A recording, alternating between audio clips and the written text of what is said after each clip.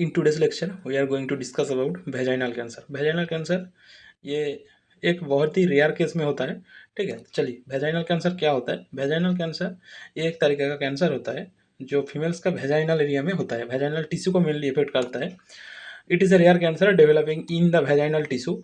It is a rare cancer developing in the vaginal tissue. Early sign often mimic common symptoms, so it is easy to miss. मतलब क्या है, इसका जो symptom है, इसका symptom कुछ ज़्यादा खास नहीं है। ठीक है, जिसको पता चले तो ये क्या होता है, अगर आपको हो भी जाए तो आपको पता नहीं लगेगा और आप मिस कर दोगे। ठीक है, कि आपका हुआ है या नहीं हुआ ये आपको पता ही नहीं चलेगा। ठीक है, तो इसके बाद क्या है, इसके बाद है who are at higher risk. मतलब किस किस को ये ज़्यादा होने का चांस होती है। ठीक है, मतलब वुमेन्स में वुमेन एज्ड 60 एंड अबव, मतलब जिस वुमेन्स का एज, मतलब जिस महिला का एज 60 से अपर की है, ठीक है, उसको हो सकती है।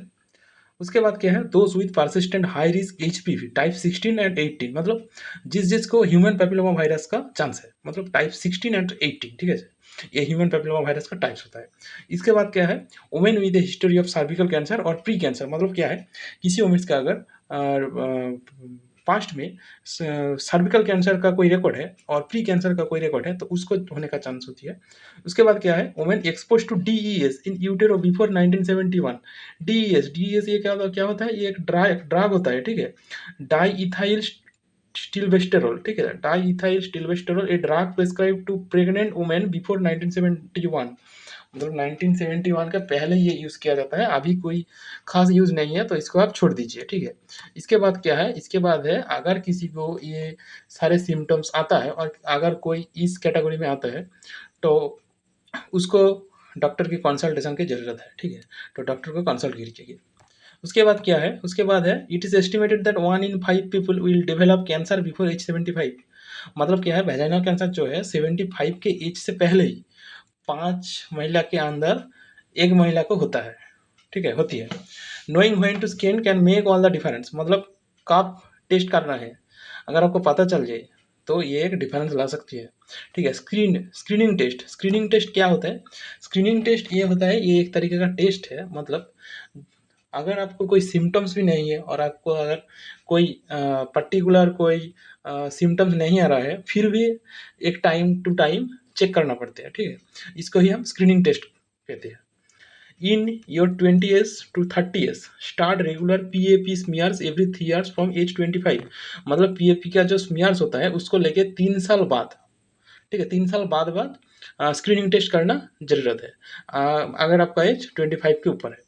Consider HPV vaccination if not already done. अगर आप एचपीवी का मतलब ह्यूमन पैपिलोमा वायरस का वैक्सीनेशन अभी तक नहीं लिए हो तो ले लीजिए। ठीक है, इसके बाद क्या है, इसके बाद है अगर आपका एज 40 एज से 50 एज है, मतलब 40 से 50 वर्ष का आपको, तो तब क्या है, continue regular cervical screenings, PAP और एचवीवी टेस्ट।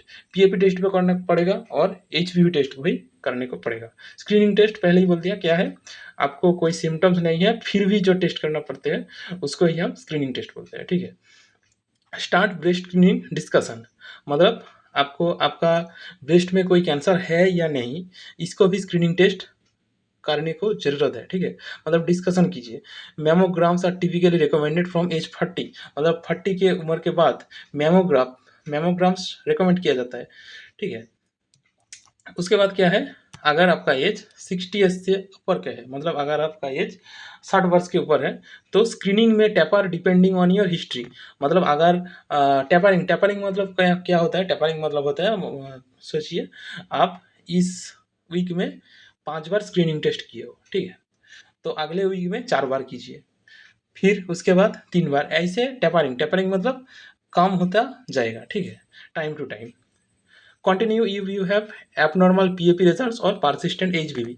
अगर आपका कोई एबनॉर्मल रिजल्ट आ रहा है तो स्क्रीनिंग टेस्ट को कंटिन्यू कीजिए। Always stay alert to new symptoms. अगर आपको कोई न्यू सिम्टम्स आई है लगते हैं, ठीक है, तो उसके लिए अलर्ट रहिए। ठीक है, तो अगर मेरा लेक्चर आपको पसंद आया है तो लाइक करिए, कमेंट करिए, सब्सक्राइब कीजिए।